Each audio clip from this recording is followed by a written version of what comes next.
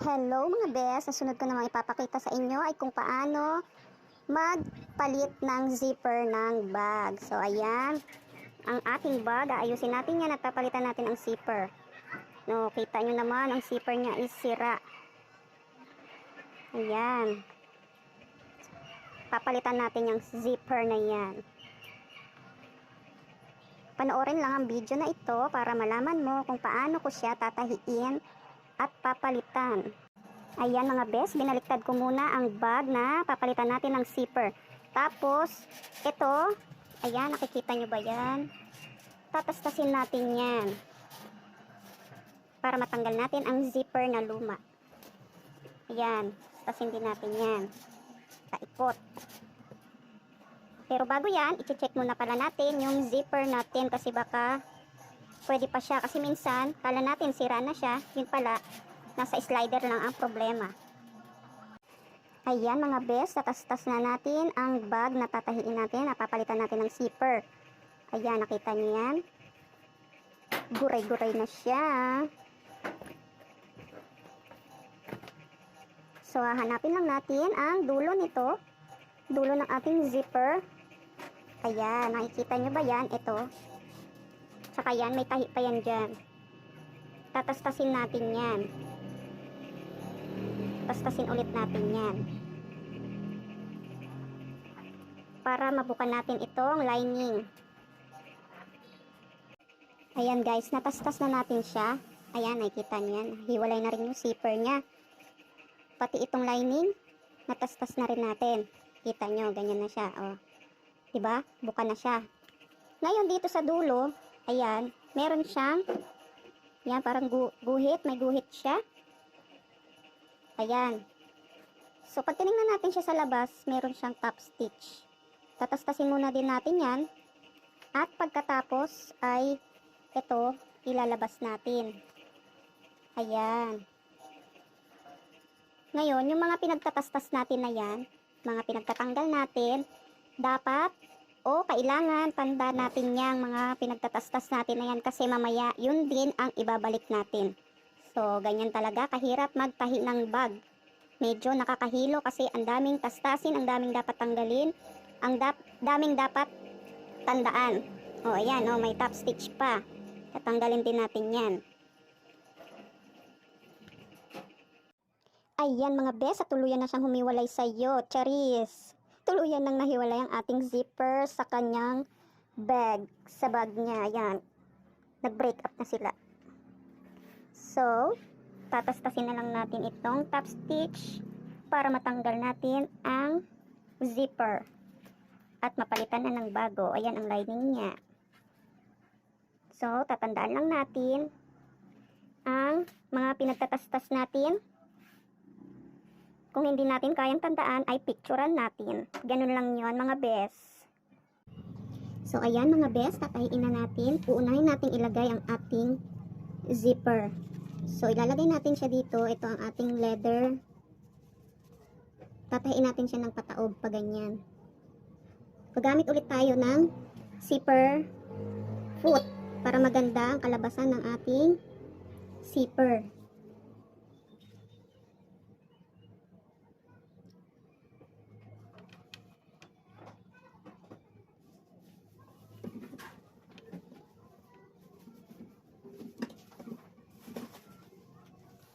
Para maganda ang tahi ng ating zipper.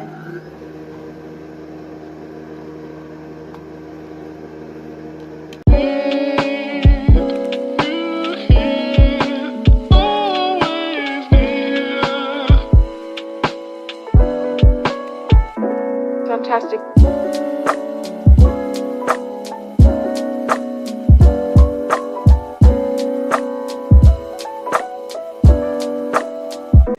So, ayan na siya.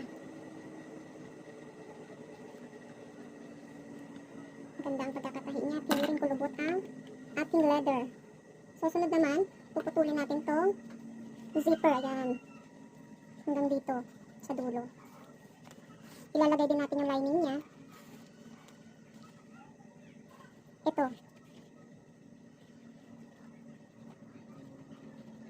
Ayan. Tatahiin muna natin. bago natin siya i-top stitch.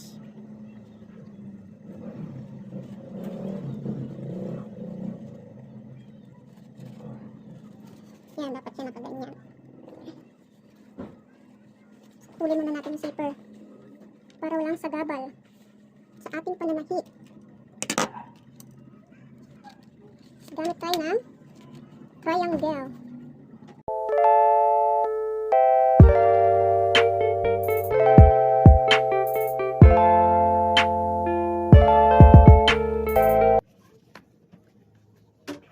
So, ayan na siya. Kainin na natin yung lining.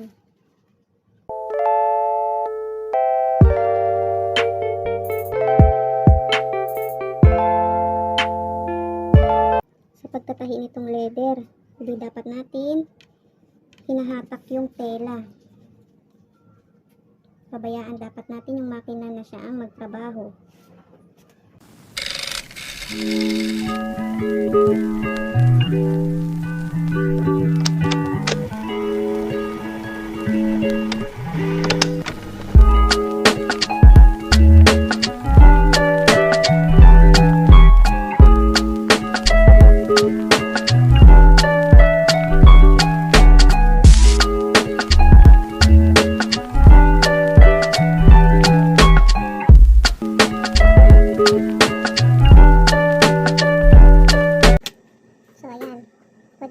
Pwede na natin siyang i-top stitch.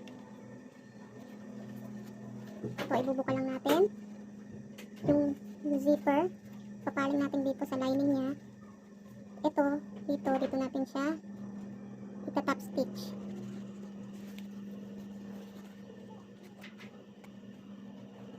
Tatayin ulit natin siya ng 1/16 at syempre magpapalit ulit tayo ng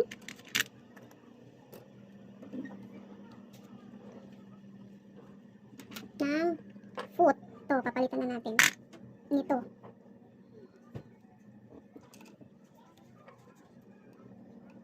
Ayan mga bes, nakapagpalit na tayo ng foot at tatayin na natin siya sa top stitch.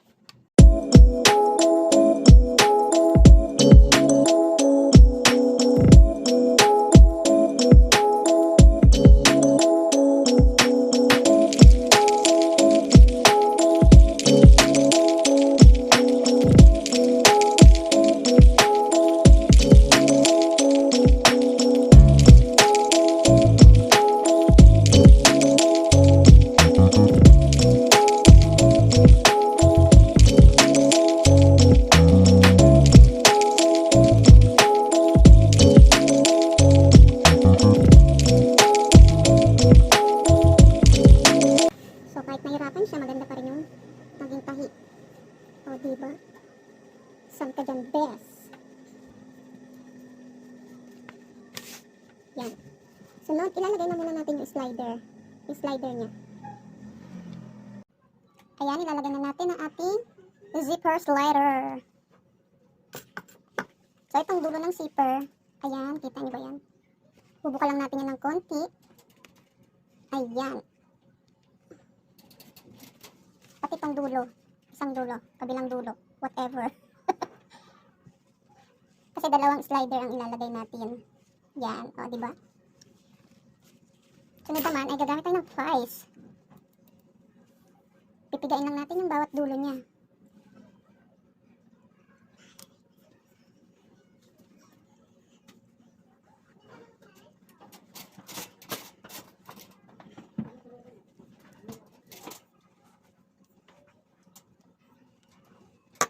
Ayan.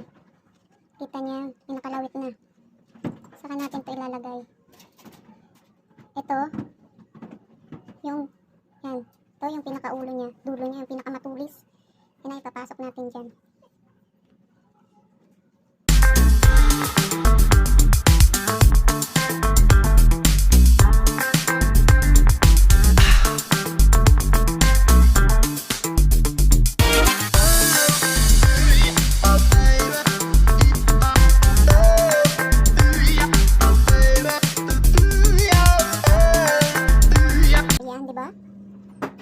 Lagyan natin ng maayos ang ating zipper. Oh, ha? Ayan mga best. Sunod niyan ay ikakabit na natin siya sa bag. So yan mga bes. Patayin muna natin itong lining kasi malikot. Malikot masyado. Masaway.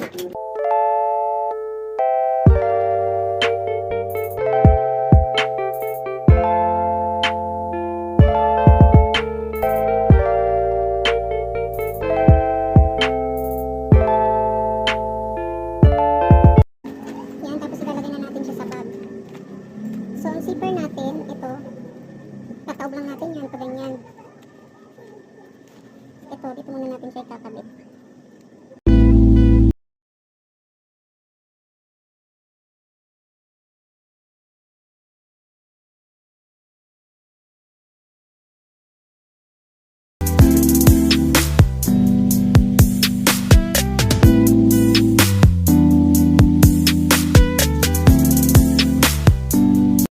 Sa kabila. Yung leather muna, una natin ikakabit.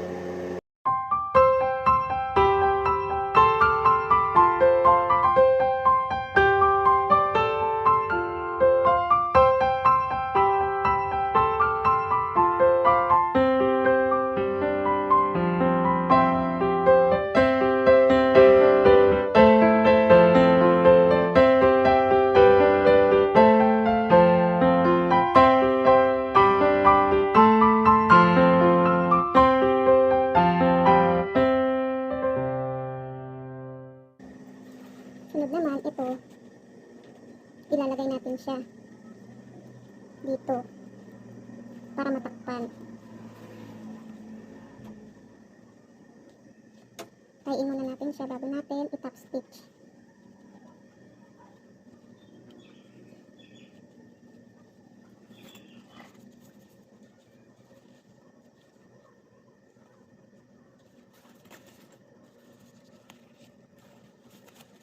Hilain lang natin yung palabas. Ito yung dulo niya, ng lining. Ito yung dulo ng pinahin natin kanina. Dapat siya nakataob na kaganon.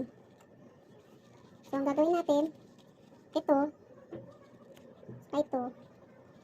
ipagtutugma natin ganon.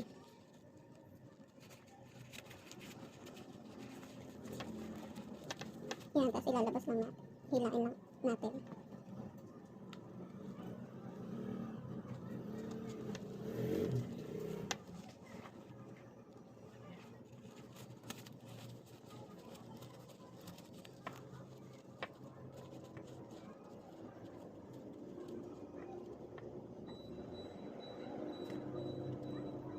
Okay mga bes, sunod naman ay ikakabit na natin ang zipper dito sa front panel. Ayan. Ayan, nilagyan lang natin siya ng notches. Ayan. Notches para palatandaan sa gitna ng ating bag. Ayan. Kailangan yan dahil para hindi tayo mahirapan sa pagkakabit. Ayan, ganun din sa ating back panel. So, na-top stitch na rin natin ang labas.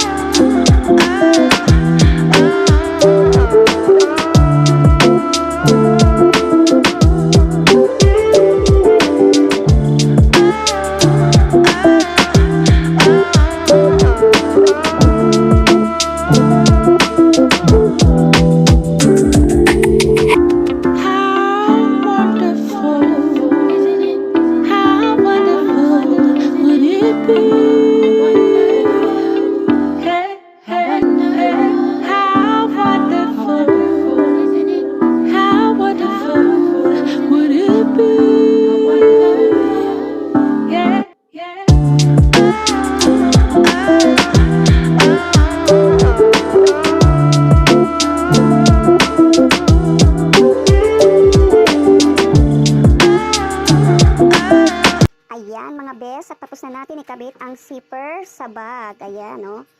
Hindi ko na nakuhanan kasi busy. Ayan, no? 'di ba? So, babalik rin muna natin. Ayan mga bes, at natahi natin ng maganda at maayos. Ang zipper, napalitan na natin siya, 'di ba? Ang ganda-ganda.